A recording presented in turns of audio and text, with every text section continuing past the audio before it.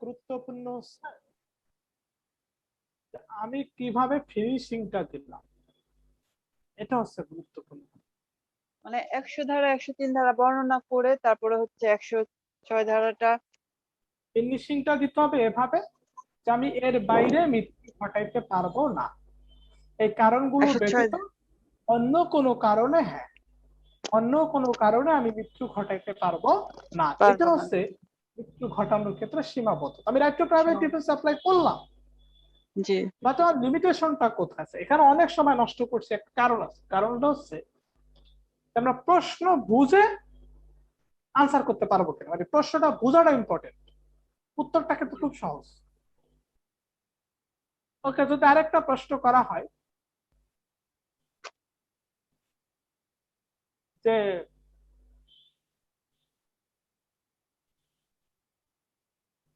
যদি বলা হয়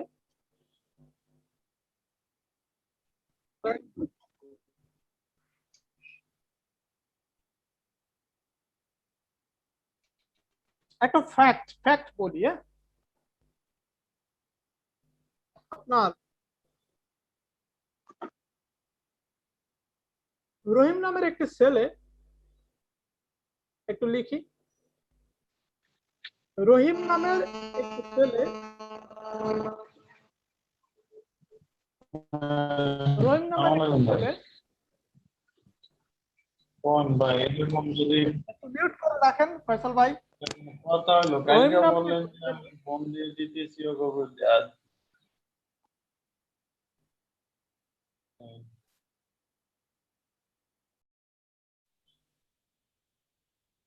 ফয়সাল ভাই একটু মিউট করে রাখেন।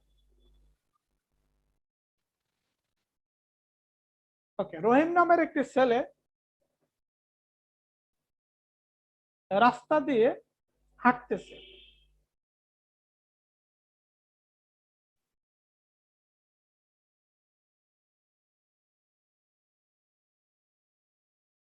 জব্বার সাহেব একই রাস্তা দিয়ে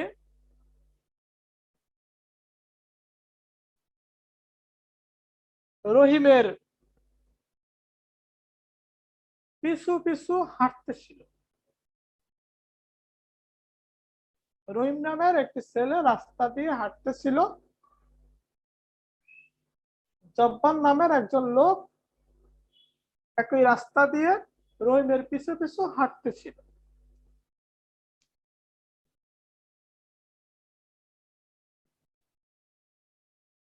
জব্বার সাহেব দেখলো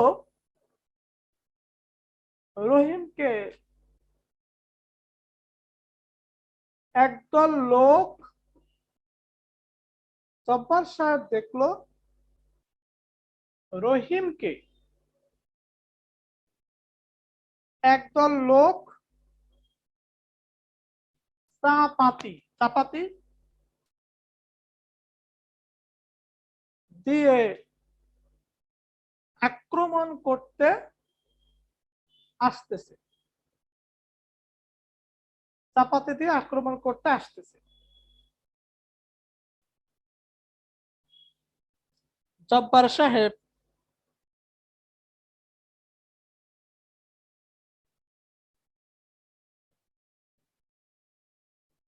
তার কোমরে থাকা বন্দুক দিয়ে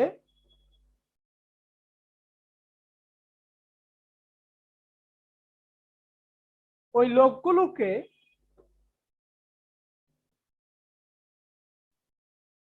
হত্যা করলো।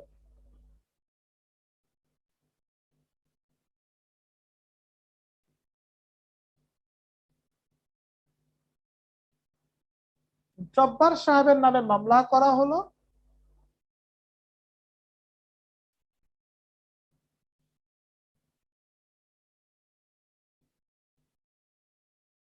জব্বার সাহেব বলল যে আত্মরক্ষার অধিকার প্রয়োগে তিনি ওই লোকগুলোকে হত্যা করেছেন। বিপরীত পক্ষের আইনজীবী বলল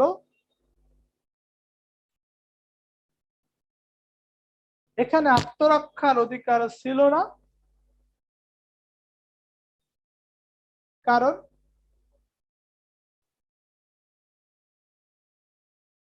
অন্য একজন ব্যক্তিকে আক্রমণকারীরা আক্রমণ করতে এসেছিল। আপনি জব্বার সাহেবের একজন আইনজীবী, জব্বার সাহেবের পক্ষে কিভাবে যুক্তি উপস্থাপন করবেন? দাদা লাস্টের লাইনটা আরেকবার বলেন। আপনি জব্বার সাহেবের আইনজীবী। না দাদা, বিপরীত পক্ষ বললো এখান থেকে।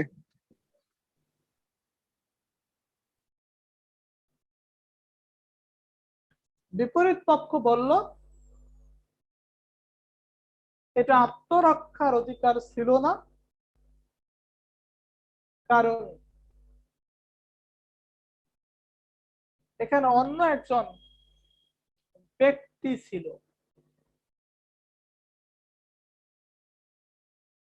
জব্বার সাহেবের আইনজীবী হিসেবে আপনি জব্বার সাহেবের পক্ষে যুক্তি উপস্থাপন করুন। কি হবে? আমরা কি কেউ কি পুরোটা লিখছি? একটু যদি পড়া শোনাইতে পারেন সবার উদ্দেশ্যে। নাইম ভাই লিখতে পারছি পুরোটা? আমি এখানে অন্য একজন ব্যক্তি ছিল এ পর্যন্ত লিখছি দাদা। দাদা আমি বলি, রহিম নামের একটি ছেলে রাস্তা দিয়ে হাঁটতেছিল। জব্বার সাহেব একই রাস্তা দিয়ে রহিমের পিছনে হাঁটতেছিল। জব্বার সাহেব দেখলো একদল লোক রহিমকে চাপাতি দিয়ে আক্রমণ করতে আসতেছে। জব্বার সাহেব তার কোমরে থাকা বন্দুক দিয়ে ওই লোকগুলোকে হত্যা করলো। জব্বার সাহেবের নামে মামলা করা হলো। সে বলল আত্মরক্ষার অধিকারে সে হত্যা করেছে, আত্মরক্ষার অধিকারে সে লোকগুলোকে হত্যা করেছে। বিপরীত পক্ষের আইনজীবী বলল লোকগুলো অন্য লোককে হত্যা করতে এসেছে। জব্বার সাহেবের আইনজীবী হিসেবে আপনার জব্বার সাহেবের পক্ষে যুক্তি তুলে ধরুন। এখন কি প্রশ্নটা সবাই বুঝছি? মানে ফ্যাক্টটা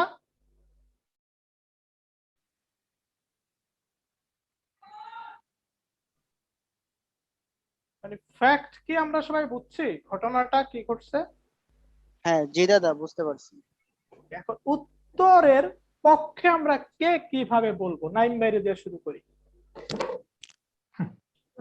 জব্বার সাহেবকে মুক্ত করবেন কিভাবে?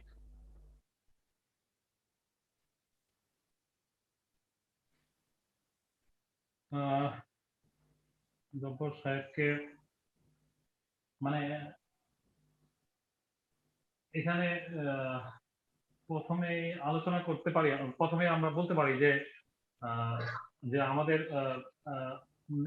নিজের মানে আত্মরক্ষার অধিকার নিজের এবং অন্যের দেহ আত্মরক্ষার করবার অধিকার রয়েছে। আমাদের আত্মরক্ষার অধিকার রয়েছে। তো জব্বার সাহেব যখন এটা দেখলেন যে একদল আক্রমণকারী অ্যাসল্ট তাকে নিরীহ রহিমকে চাপাতি দিয়ে আক্রমণ করতে আসতেছে, হ্যাঁ, এবং সে আশঙ্কার সৃষ্টি হলো যে রহিম এতে গুরুতর আহত হতে পারে বা সে নিহত হতে পারে এই চাপাতির আঘাতে। তো সেই ক্ষেত্রে এই আশঙ্কা যখন সৃষ্টি হলো তখন জব্বার সাহেব সে তার মানে যেহেতু আছে অন্যের শরীরকে রক্ষা করবার অধিকার জব্বার সাহেবের অধিকার আছে, সেই কারণে তার কাছে থাকা তার কোমরে থাকা পিস্তল দিয়ে সেই আক্রমণকারীদেরকে তিনি গুলি করে হত্যা করলেন। এখানে হত্যা করলেন। তো দেখা গেল যে পরবর্তীতে যে তার বিরুদ্ধে যখন হত্যা মামলা বা হয়েছে জব্বার সাহেবের বিরুদ্ধে, এবং বিপরীত পক্ষ বলতে চাচ্ছে যে এটা নেহায়তি এটা আত্মরক্ষার অধিকার না, এটা পরিকল্পিত ভাবে সে তাকে হত্যা জব্বার সাহেব ও তার লোকগুলিকে হত্যা করেছে। তো এই ক্ষেত্রে আমরা আমি আমার আমি আইনজীবী হিসেবে, আমি জব্বার সাহেবের আইনজীবী হিসেবে আমি এখানে নিয়ে আসতে পারি যে আমার এবং অন্যের শরীর রক্ষা করবার যে আমার অধিকার আছে, সে অধিকারগুলো আমি এখানে নিয়ে আসব। আমি সেই ধারাগুলো আলোচনা করব।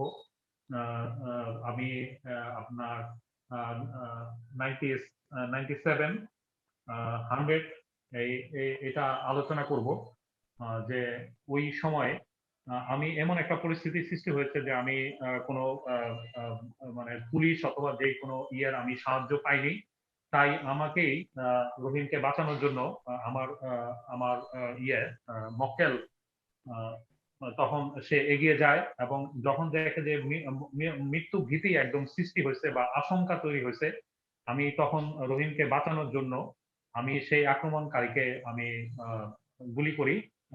আমার মক্কেল গুলি করে। তাও এই ক্ষেত্রে আমি 97 এর আলোচনা, 97 এ যে ধারা কথাগুলি বলা হয়েছে, তারপরে 100-তে যে কথাগুলি বলা হয়েছে, সেগুলি আমি আলোচনা মানে সেই ধারাগুলি আমি নিয়ে আসবো, এবং সেই ওখানে যে যুক্তিযুক্ত যে বিষয়গুলো আছে তাকে রক্ষা করবার জন্য, সেগুলি আমি সেই ধারাগুলো আমি আদালতের কাছে তুলে ধরবো। এবং আমি এটা মানে চেষ্টা করব যে তিনি একজন মানে তার মনের মধ্যে কোনো গিল্টি মাইন্ড বা তার কোনো ছিল না, মানে সে গিল্টি মাইন্ড অথবা মেন্সপ্রিয়া এগুলি তার মধ্যে ছিল না। সে নেহাইতি রহিমকে বাঁচানোর জন্য সে এই কাজটা বা এই আপনার অস্ত্র দিয়ে তাদের হত্যা করে, শুধুমাত্র নিরীহ রহিমকে বাঁচানোর জন্য। আচ্ছা, আমার সাহা দিদি বলেন তো, নাইম ভাই যে বললো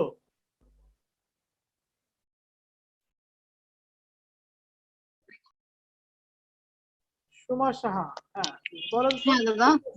প্রশ্নটা আমরা বুঝছি কিনা বা আনসার করতে পারবো কিনা?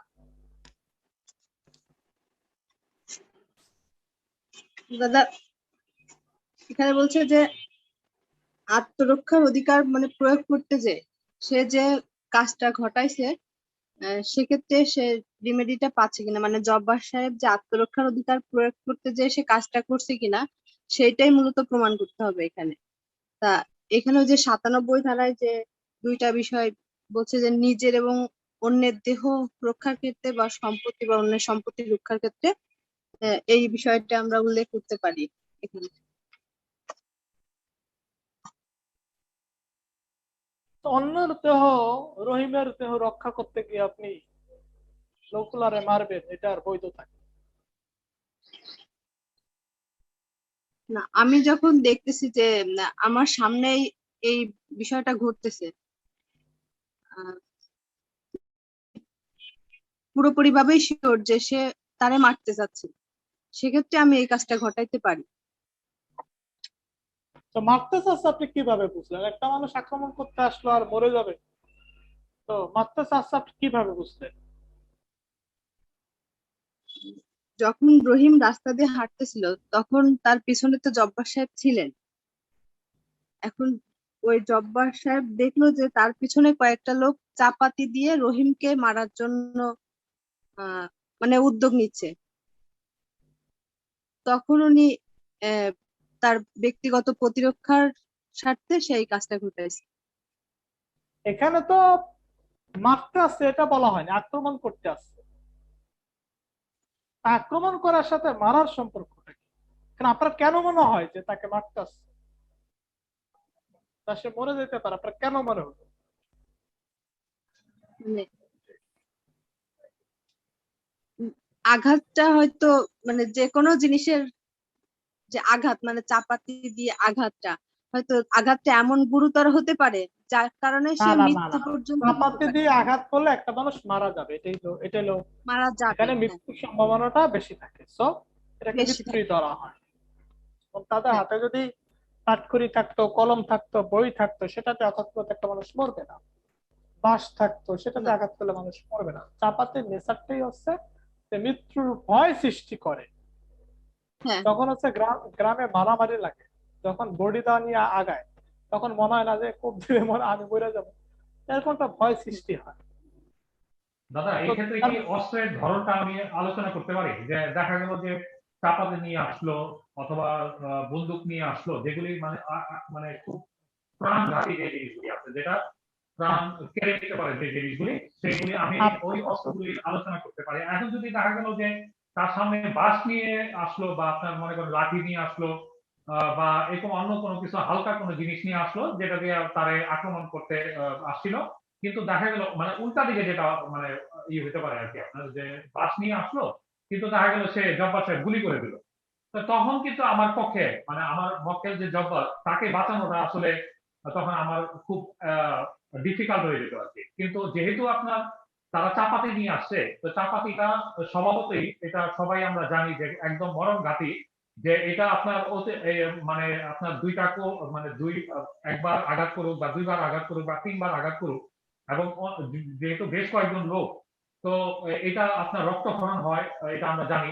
তো এই ক্ষেত্রে তাকে আপনার মৃত্যুর আশঙ্কাটা মানে খুবই মানে বেশি থাকে, যেটা অন্য কোনো সাধারণ অস্ত্রের ক্ষেত্রে হয় না। এখন আপনার মধ্যে মৃত্যুর আশঙ্কা তৈরি হলো, তার মানে আপনি একটা মানুষকে মেরে ফেলবেন?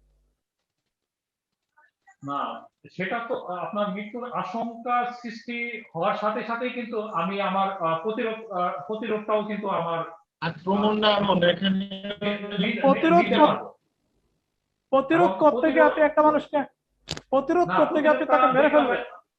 না, প্রতিরোধটা দেখতে হবে যে আমি অতিরিক্ত কোনো করছি কিনা, আমি অতিরিক্ত কোনো কিছু করছি কিনা, এবং এবং অতিরিক্ত না, আমার প্রশ্নটা হচ্ছে যে আপনার মধ্যে ভয় জাগলো, হ্যাঁ, ভয় আশঙ্কা দুইটাই জাগলো। হ্যাঁ, আশঙ্কা জাগলো যে সে মারা যাবে চাপাতি আক্রমণ করবে। হ্যাঁ জি, তো এখন এখন আমি তাকে বাঁচানোর জন্য এই যে আশঙ্কাটা সৃষ্টি হলো, ভয়টা সৃষ্টি হলো না, তার মানে আপনি সে লোকটাকে মেরে ফেলবেন, আক্রমণকারীদেরকে মেরে ফেলবেন, এটার বৈধতা কি? কিন্তু দাদা আত্মরক্ষার অধিকার তো মানুষের একটা অন্তর্নিহিত অধিকার, কিন্তু এই অধিকারের এটার মাত্রাটা বৈধতা তো কি? আইন। এটার বৈধতা হ্যাঁ কি? আইনগত বৈধতা কি? আক্রমণ না করলে যতক্ষণ মৃত্যু ভয় থাকবে না, অথবা যেহেতু গুরুতর তার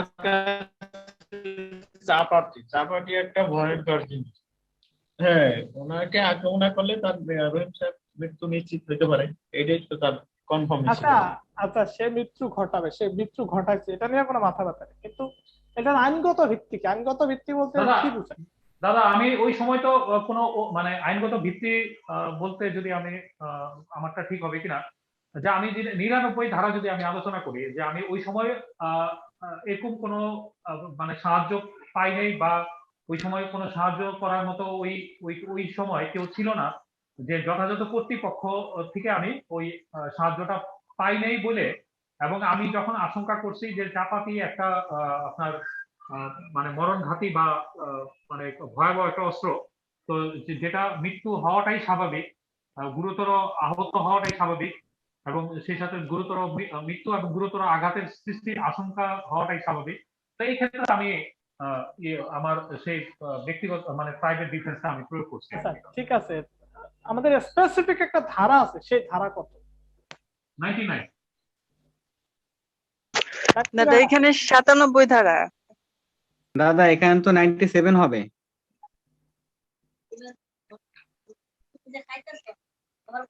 নিজ দেহ এবং অপরের দেহ। 97 কি বলছো যে আপনি বাঁচতে পারবেন? না না ঠিক না দাদা, আত্মরক্ষা নিজ মানে নিজ এবং অপরের দেহ রক্ষার কথা বলছে। অপরের অন্যের সেটা 97 পাইলাম, হ্যাঁ, বাট এই যে আপনি যে মারলেন ওই লোকগুলা, যে লোকগুলো আক্রমণ করতে আছে সেই লোকগুলাকে জব্বার সাহেব মেরে ফেললো, তো জব্বার সাহেবের মানে লফুল বেসিস কি, বেসমেন্টটা কি, কোন সেকশনের আন্ডারে সে, কোন সেকশনের বলে সে মারছে, কোন সেকশন তাকে রিকমেন্ড করছে আপনি এখানে মারতে পারবেন? 106 না দাদা, 106 97 দাদা 97 97 দাদা 97 এখানে 100 দাদা প্রথম ওই যে প্রথম এইটাই হ্যাঁ, আলোচনা 100 100 Section প্রথম আছে 100 100 প্রথম 100 আসবে দাদা, এমন আক্রমণ যা মৃত্যু ঘটানোর যুক্তিসঙ্গত আশঙ্কার সৃষ্টি করতেছে। সেটাই। এখন আমাদের মূল কথা হচ্ছে যে আমরা প্রশ্ন বুঝি কিনা, উত্তর পরের বিষয়। আমরা প্রশ্ন বুঝি, প্রশ্ন কিন্তু সহজ, যে 100 ধারাতে স্পষ্ট করে বলে দেওয়া হয়েছে আক্রমণের ধরন যদি মৃত্যুর আশঙ্কা তৈরি করে তখন আক্রমণকারীকে মৃত্যু পর্যন্ত ঘটানো যায়। যেহেতু জব্বার সাহেব আক্রমণকারীদের মৃত্যু ঘটিয়েছে, জব্বার সাহেবের বৈধতা কি? জব্বার সাহেবের বৈধতা হচ্ছে 97। সেকশন 97 স্পষ্ট করে বলে দিছে অন্যের দেহ রক্ষা করার ক্ষেত্র মৃত্যু ঘটানো, মানে অন্যের দেহ রক্ষা করার ক্ষেত্র আপনার আত্মরক্ষার অধিকার প্রয়োগ করা যায়, এটা 97 বলছে। এবং একই সাথে ধারা 100-তে বলছে অন্যের দেহ রক্ষা করার ক্ষেত্রে মৃত্যু পর্যন্ত ঘটানো যায় যদি মৃত্যুর আশঙ্কা তৈরি হয়। এখানে মৃত্যুর আশঙ্কা তৈরি হয়েছে কারণ আক্রমণের ধরনে বলে দিছে আক্রমণটা এমন ছিল, এমন অস্ত্র দিয়েছিল, চাপাতি দিয়েছিল, যেটার দিয়ে আঘাত করার ফলে একজন স্বাভাবিক ব্যক্তির মৃত্যু হতে পারে। সো এখানে ধারা 97, মানে মূলত আমরা আত্মরক্ষা আসলে আমরা 96 ধারাকে আগে নিয়ে আসবো, যে আত্মরক্ষার অধিকার প্রয়োগে কোনো কিছু করা হলে সেটা অপরাধ না। আত্মরক্ষার অধিকার অন্যের দেহ রক্ষা করার ক্ষেত্রে প্রয়োগ করা যায়, যে স্পষ্ট করে 97 ধারাতে বলে দেওয়া আছে। এবং একই সাথে 100 ধারাতে বলা হয়েছে অন্যের দেহ রক্ষা করার ক্ষেত্রে আক্রমণকারী মৃত্যু পর্যন্ত ঘটানো যায় যদি মৃত্যুর আশঙ্কা তৈরি হয়। তো জব্বার সাহেবের পক্ষে এই কথাগুলো বলতে হবে। ক্লিয়ার? আমরা প্রশ্নটা বুঝছি কিনা? আর প্রবলেম বেসড কোশ্চেনে আনসার হয় ছোট ছোট, অনেক ছোট ছোট উত্তর হয়। আচ্ছা, আমরা এখানে আর থাকবো না। আপনাদের কোনো প্রশ্ন আছে এখানে? না থাকলে আমরা সেকশন 107-এ যাব। জি দাদা, এখন ক্লিয়ার হয়েছে দাদা। এটা ক্ষেত্রে যদি আপনার আপনি তো দেহের ক্ষেত্রে আলোচনা করবেন, যদি এটা যদি সম্পত্তি দিয়ে বোঝায় যে আপনার কারো সম্পত্তি যদি এই রকম ভাবে আপনার ঘরের কেউ দেখা গেল যে আগুন দেওয়ার জন্য আসছে, বা এরকম কোন ওই যে 103-এ যেটা আলোচনা করছে, তা আমরা এই ক্ষেত্রে ধরেন রাত্রবেলায় আসলো এবং তার তাঁবুতে বা তার আপনার বাড়িতে আগুন ধরাই দেওয়ার জন্য আসছে, বা এরকম সৃষ্টি হতে পারে। তো আমরা তো দেহের আলোচনা করলাম, তো সম্পত্তির ক্ষেত্রে দাদা 97 আর 103 আলোচনা করলে কি যথেষ্ট হবে? হ্যাঁ, অবশ্যই সম্পত্তির ক্ষেত্রে 103 চলে আসবে, মানে ঘটনাটা একই রকম থাকবে, সেকশনটা চেঞ্জ হবে, 103 চলে যাবে। 96 আর 97 থাকবে, প্লাস 103 চলে আসবে। কারণ বারবার যে আপনার প্রশ্নের মধ্যে যে দেহর নিরাপত্তার কথাই থাকবে, এটা যদি বুঝায় যায় যে আপনার সম্পত্তির কথা বলে দিল যে তুমি কিভাবে, মানে হয়তো দেখা গেল কারো সম্পত্তি রক্ষা করতে গিয়ে আমি কাউকে হত্যা করলাম, তা আমি একজন আইনজীবী হিসাবে আমার পক্ষকে আমি কিভাবে বাঁচাবো, তাই না? তাহলে 97 এবং 103 এই দুইটা আলোচনা করলে তো আমার মনে হয় যথেষ্ট। হ্যাঁ, মানে 96 থাকবে তো সবার সাথেই। হ্যাঁ, তারপর 97, তারপরে 103। 96 তো মাদার সেকশন, মানে ওটা তো মানে আলোচনা মানে হয়তো বা করতে হবে সবসময়। হ্যাঁ, এবার আমরা চলে যাব 107 অ্যাবেটমেন্ট। অ্যাবেটমেন্ট বলছে অপরাধে সহায়তা করে। আপনার আত্মরক্ষার অধিকার থেকে একটা প্রশ্ন আসার সম্ভাবনা থাকে সব সময়, এই কারণে আমরা একটু বিস্তারিত পড়লাম। 107 107 ধারা রিটার্নের জন্য। দাদা, ওই গত আগে শুক্রবারে যে পরীক্ষা দিয়েছিলাম, এটার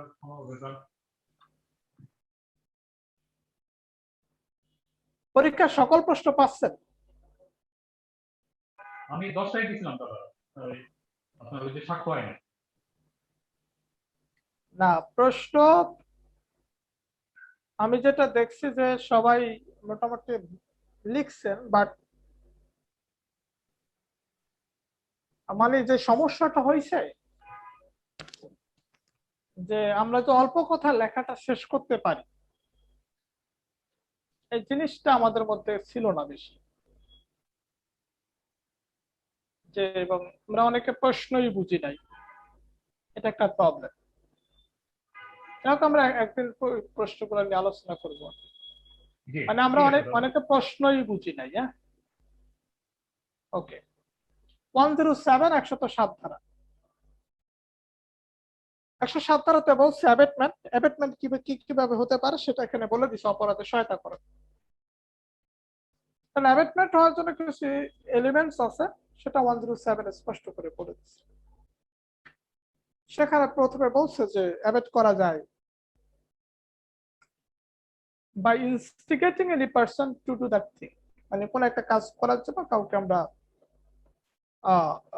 এটাকে কি বলে, উৎসাহ দেওয়া, প্ররোচনা করা, এরকম।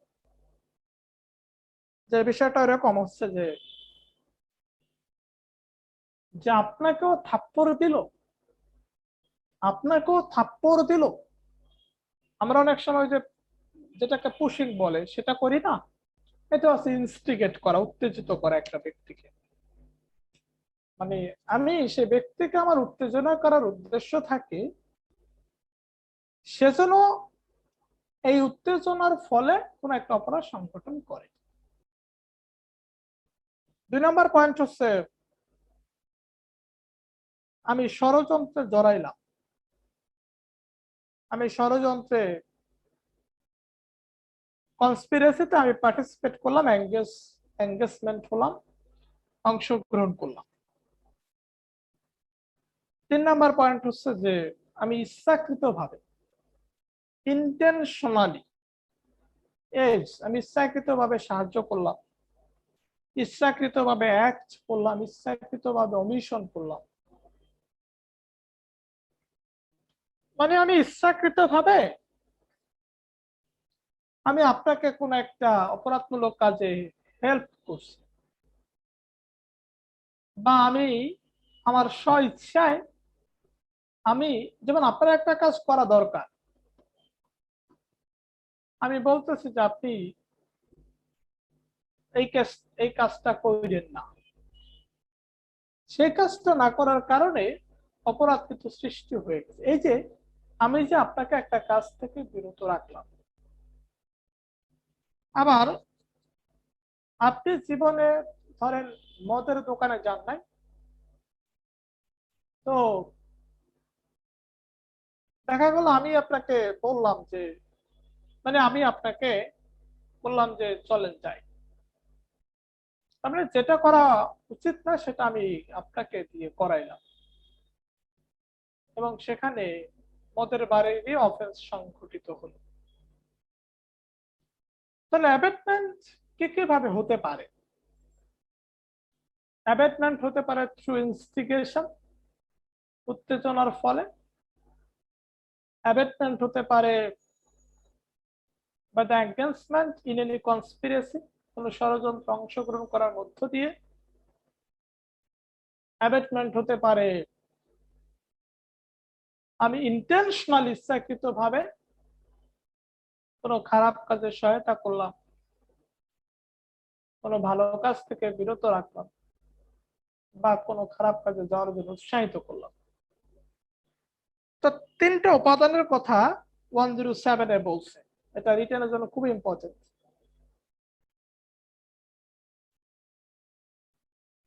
ধরেন অনেক সময় ফুটবল খেলা হয় না,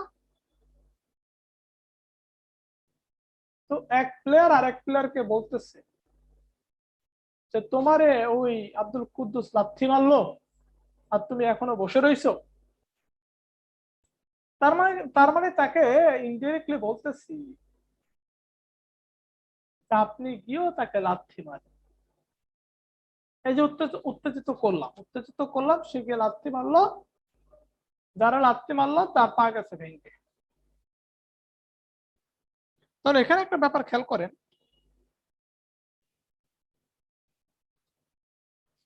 সে কিন্তু লাথি মারছে, তার মানে অপরাধটা সংঘটিত হয়েছে। ধরেন সে লাথি মারে নাই, আমি আপনাকে চুরি করার জন্য প্ল্যান শিখিয়ে দিলাম,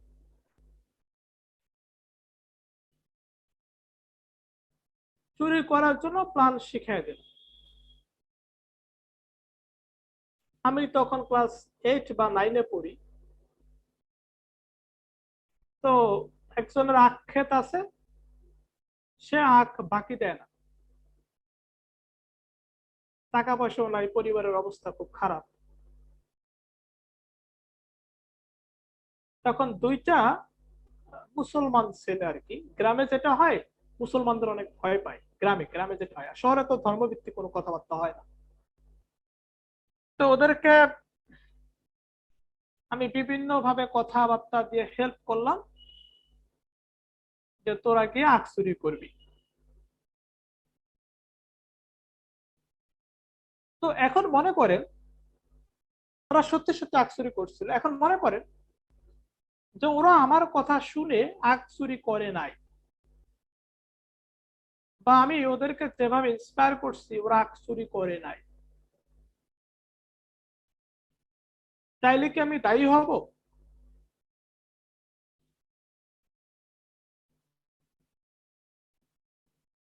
তাইলেও আমি দায়ী হব। অ্যাবেটমেন্টের কথা হচ্ছে যে আমার অপরাধ সংগঠন বড় কথা না, অ্যাবেটমেন্টের কোন একটা উপাদানের সাথে আপনি জড়িত থাকলেই আপনি অপরাধী। আমি অ্যাবেট করছি, আমি সহায়তা করছি কোন একটা অফেন্স ক্রিয়েট করার জন্য, বাট অফেন্সটা ক্রিয়েট হয় নাই, দ্যাট মিন্স আমি লায়াবল। আর যদি ক্রিয়েট হয়ে যায় তাইলেও লায়াবল, ক্রিয়েট না হইলেও আমি লায়াবল। আমরা যদি সেকশন 34-এ যাই, কমন ইন্টেনশনের যে ধারাটা আমরা বলি সেকশন 34, সেখানে আমরা দেখি যে একটা অফেন্সের সকল উপাদান আছে, গিলটি মাইন্ড আছে, প্রি প্ল্যান আছে, সমস্ত কিছু আছে, বাট অফেন্সটা ক্রিয়েট হয় নাই, অপরাধটা সংঘটিত হয় নাই। সেক্ষেত্রে কি হবে? অপরাধটা সংঘটিত হয় নাই,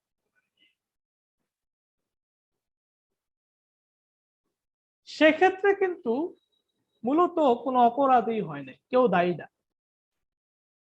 আর অ্যাবেটমেন্টটা বলতেছে অপরাধ সংঘটিত না হলেও শুধুমাত্র অ্যাবেট করার জন্য সে দায়ী হবে। এখন প্রশ্ন,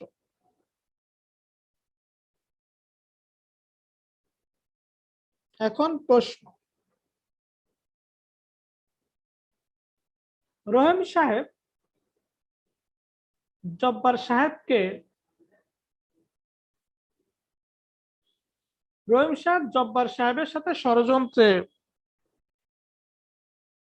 অংশগ্রহণ করে বলল, জব্বার সাহেব আপনি আগামীকাল এখানে এইভাবে চুরি করবেন, তবে আমি আপনাকে একটা চাপাতি দিয়ে দিব। চাপাতি দিয়ে দিল, বাসা চুরি করতে গেল না। তার মানে রহিম সাহেব দায়ী হবে কিনা অ্যাবেটমেন্টের জন্য? উত্তর হচ্ছে হ্যাঁ। তাহলে অ্যাবেটমেন্টের ধারাটা খুব সহজ। এখন আবার প্রশ্ন কিভাবে হতে পারে? প্রশ্ন হচ্ছে যে এভাবে ফ্যাক্ট বেস প্রশ্ন হতে পারে। 2 নম্বর হচ্ছে অ্যাবেটমেন্ট কাকে বলে। আমরা ডিরেক্ট প্রশ্ন নাই পড়ি, অ্যাবেটমেন্ট কাকে বলে, অ্যাবেটমেন্ট কি কিভাবে হতে পারে, অ্যাবেটমেন্টের এলিমেন্টস আমরা যাকে বলি। প্রশ্ন,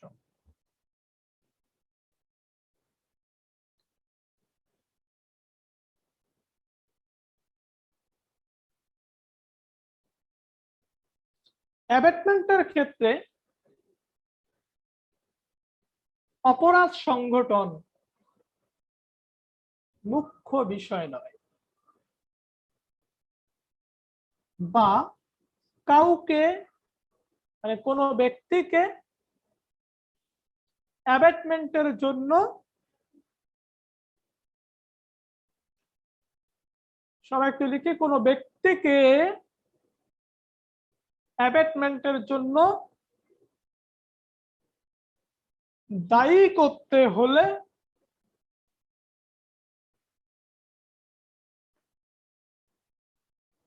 অপরাধ সংঘটিত হবে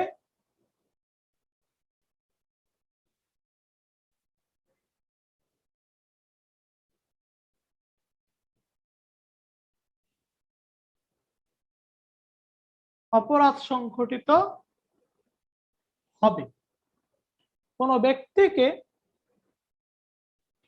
অ্যাবেটমেন্টের জন্য দায়ী করতে হলে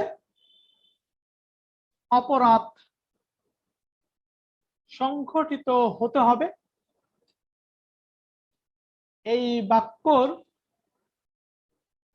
বিপরীতে যুক্তি উপস্থাপন করুন। এখানে একটা সেন্টেন্স বলা হয়েছে, এই সেন্টেন্সের বিপরীতে গিয়ে আমরা আমাদের যুক্তি উপস্থাপন করব। এখানে বলা হয়েছে কোন ব্যক্তিকে অ্যাবেটমেন্টের জন্য লায়াবল করার ক্ষেত্রে অপরাধ সংঘটিত হতে হবে। এর বিপরীতে গিয়ে বলবো কোন ব্যক্তিকে অ্যাবেটমেন্টের জন্য লায়াবল করতে হলে অপরাধ সংঘটিত হতে হয় না। অর্থাৎ শুধুমাত্র অ্যাবেটমেন্টের উপাদানগুলো থাকলেই বা অ্যাবেটমেন্ট হওয়ার জন্য পেনাল কোডের 107 ধারাতে যে সমস্ত উপাদানগুলোর কথা বলা হয়েছে সে সমস্ত উপাদানের যে কোনো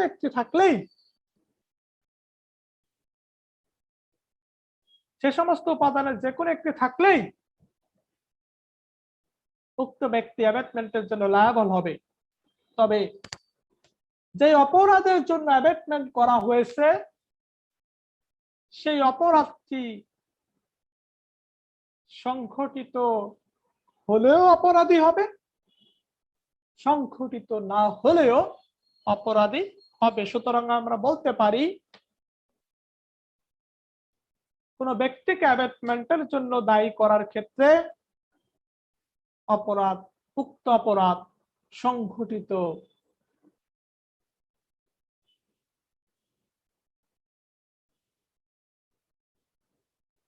হওয়ার দরকার নাই। উক্ত অপরাধ সংঘটিত হওয়ার দরকার নাই। আমরা কি প্রশ্নটা বুঝছি? মোটামুটি